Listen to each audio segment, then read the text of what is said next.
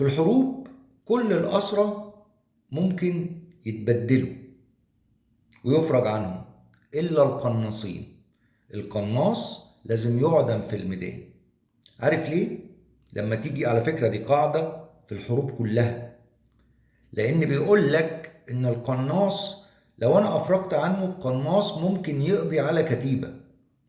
فخليك قناص ونشن على هدفك وحدد هدفك كويس وخد كل الأدوات اللي تعرف تخليك تسيطر عليه. طب قناص مجال المبيعات بيعمل ايه؟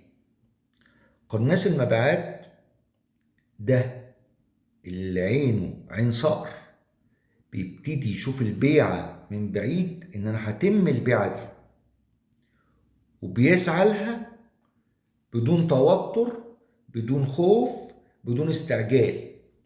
زي ما بيقولوا بيطبخها على نار هادية، ما عندوش توتر، ما عندوش استعجال، معاه ادواته، معاه خطته، بيقرا عين العميل.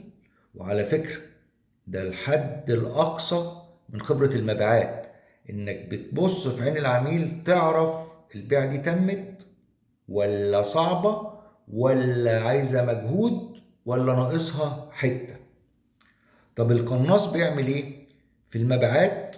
وده موضوع مهم جدا في أي ديل في الدنيا بين أي اتنين ربنا خلقهم، لو هو ديل بجنيه أو لو هو ديل بمليار جنيه. في كلمة بنقول عليها الكي وورد، دي بتتم البيعة. لو اتقالت بعد أول دقيقتين البيعة هتتم، حتى لو اتكلمت بعديها ساعة أو حتى لو وقفت الكلام. ولو قعدت تتكلم 4 أيام وما قلتش الكلمة دي، البيعة مش هتتم. الكلمة دي متغيرة من عميل لعميل، ودورك انك تبقى عارف الكلمة دي ايه.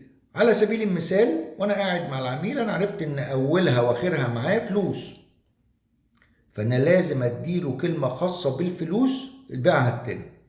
طب عميل تاني انا قعدت معاه ولقيته من الكلام بتاعه بيتكلم ان الكلمة اللي هتوديه جودة، فانا لو اتكلمت في الجودة وضغطت عليها وبينتها، الديل ده هيتم. فخليك قناص وعينك على هدفك ووصل له.